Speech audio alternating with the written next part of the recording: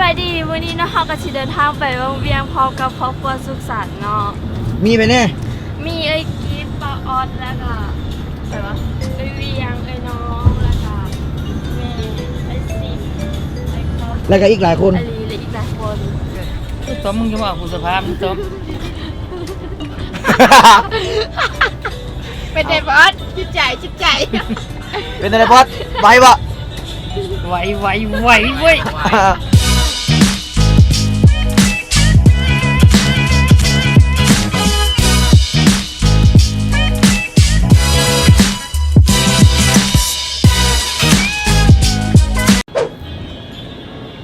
ตอนนี้อยากบอกว่าทุกคนกับรู้สึกว่าเมื่อยล้ากันหลายเนาะเพราะว่าวานนี้เราได้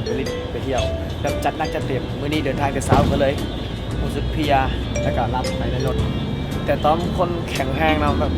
สบายๆนะบ่รับบ่นอนก็ได้นะ3 มื้อ 3 คืนก็สบายอยู่แล้วนะแม่นบ่เจ๊มื้อนี้สิไปลิ้นไสมื้อนี้อยากไปลิ้นบ่ได้หลายที่สุด ไปใส่สมัยไปเลยหมด คิดว่าไปเบิ่งรีวิวอยู่ในFacebook มาแล้ว เดี๋ยวไปเบิ่งแบบสดๆเรียวๆเลยนะไปก่อน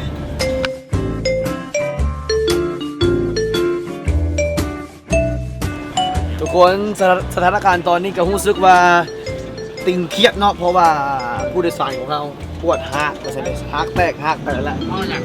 อ้าวผมเป็นเมารถได้มันเมาบี้อ่ะเบียงสบายดีทุกคนมื้อนี้น้องพวกเราก็จะพากันไปเที่ยวเวียงจะไปจากไหนนั่นกะ กินส้มๆไหมฮะ ฮะ กินน้ำกินส้มๆอีกเอาน้ำพอตายแล้วกันดิมันถ่ายอยู่นี่แหละเบียร์ลาวเบียร์ของคนจริงใจ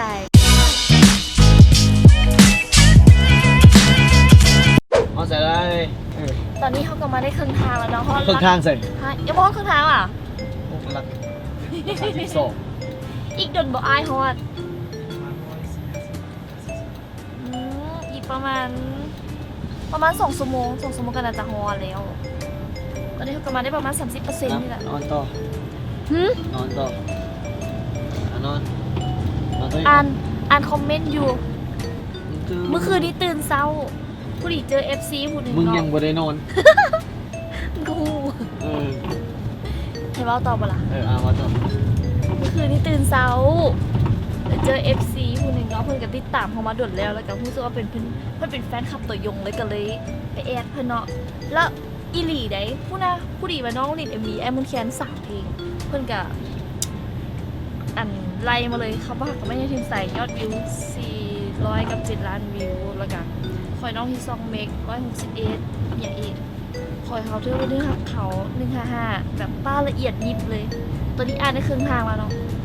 เดี๋ยวขออ่านให้ สรุ ใจ ป ก่อน รวมๆซะสรุปรวม ปื้มน้องมีคนหักนี่เพื่อนอยากจะรวบรวมรูปมาให้เขาเบิ่งตั้งแต่ตอนตุ้ยกับตอนจอยพวกอะไรไป นี่คือนอน เท่านี้แหละบ่มียังหลายแต่ครบสักเล็กๆน้อยๆเนาะ ได้ไรโอเคอยู่บ่ โอ้ชื่อเกินอะไรนี่เจ้า โอ้โหขาดกสิกรเนาะไม่ว่าจะเป็นน้ำเพราะว่าเอาขาดน้ำบ่ได้จะขาดชีวิตเลยที่ไหนวะ ชีวิต เนี่ยพาไปดู ถ้าM100หมดแล้วชีวิต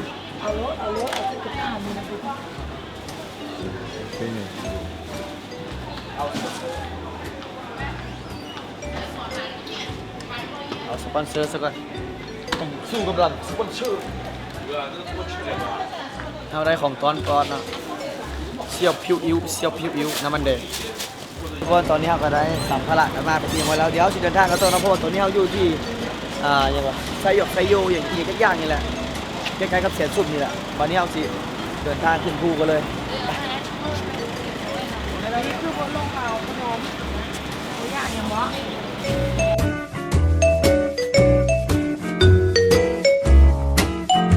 พอเสร็จแล้วจิ เท่ากับการเชิญที่พักของเราแล้ว ตอนนี้เราเข้าเขตวังเวียงแล้วกำลังเดินทางไปหาที่พักจักที่พักอยู่ใส่หูบ่ หมู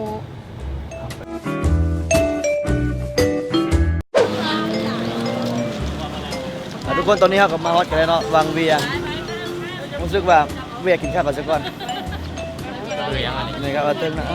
เป็นอะไรบ่ได้เมารถบ่เฮ้ย มองไม่รู้ เมาสิเนาะ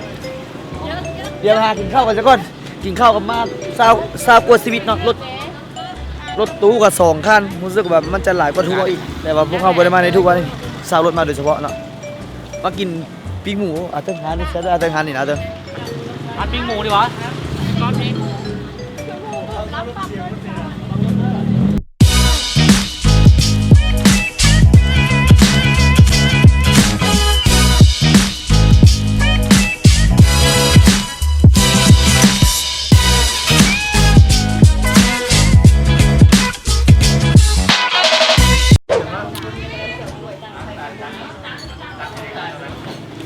ตอนนี้ก็ยังนั่งทานอาหารอยู่เนาะยังไม่ได้เข้าที่พักเพื่อเนื่องจากว่ามันเที่ยงพอดีต้องได้กินข้าวก่อนแล้วจึงเข้าที่พักแล้วปัญหาก็เกิดขึ้นก็คือว่า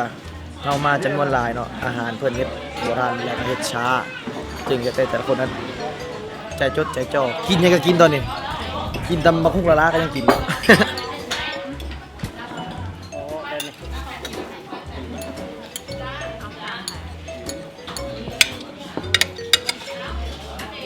แซ่บบ่ซุมากินข้าวผัดอยู่วังเวียงซุ แซ่ กินข้าวผัดแล้วก็เมื่อเนาะ รู้สึกหิวแห้ง มันเนี่ย ข้าวเหนียวกินครับข้าวผัด โอ้กินแล้วได้ กินข้าวผัดเลยโอ้ยสิช ฉัน อบ ให้เบิ่งดู กินวันนี้แล้วนี่นะ โอ้มันกินอย่างนี้นี่เอง เออ แต่มาลองซิเบิ่ง เอาให้ ดู เบิ่งเด้อ โอ้ข้าวเหนียวต้องกินกับข้าวผัดเออเนาะ อาหาร นี่เป็น เชิ บ่ งเลย นี่จ้ำเจียวแล้วบ่ ครับผมเลย จ้ำพร้อมบ่เดี๋ยวนี้ อาหารเชิงตัวดีนะ อืมแซ่บเนาะข้าวนุ่มหอมน้ำปูน้ำ วังเวียงมันต้องกินแบบนี้เนาะ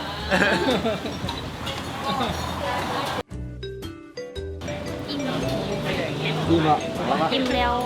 อิ่มตั้งแต่ตำบักคุงก็ข้าวเหนียวนะ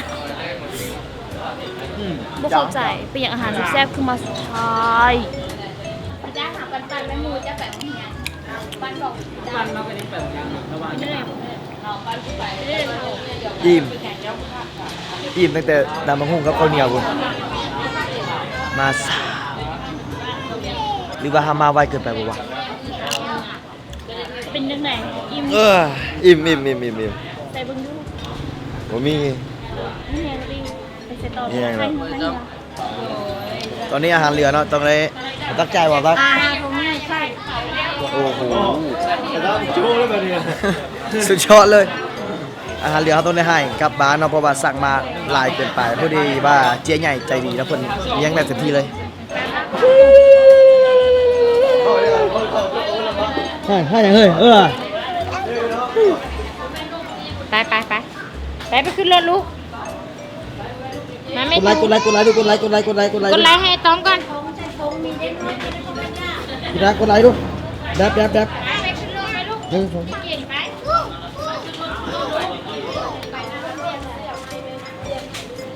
ได้แล้วก็ได้แล้ว แม่ขอพวกเราด้วย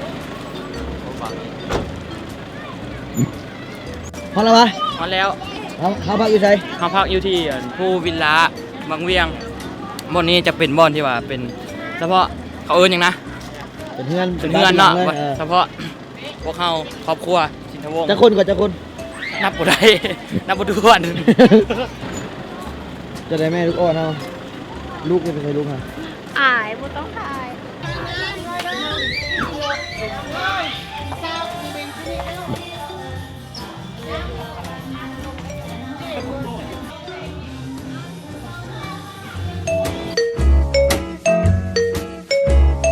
นี่แม่นห้องของภูวิลล่าเนาะเดี๋ยวสิเบิ่งห้องน้ำก่อนอ้าวมีคนเข้า ตกแต่งสวยงามตามสไตล์เก่าๆมีเตียงมีผ้าห่มมีหมอนมี อยู่ใส่มันก็มีอยู่แล้วผมจุ มันมี แต่ว่ามันเป็นเกะดีเดี๋ยวนุ่ม นุ่มเด้อให้ซิป ตอนนี้เราก็มาถึงแล้วเนาะภูวิลล่าซึ่งเป็นบ้านเป็นหลังเลย ข้างใน เฉพาะแต่พวกเขามีแต่พวกเขาเมาและนี่ก็จะมีหลายห้องแล้วก็มีห้องคาราโอเกะนำเนาะสำหรับมื้อนี้ มันจะมีเครื่องไอ้กะไอ้ก้อยดิ ย้อนเลยโอ้ยมันยัง เรียบร้อย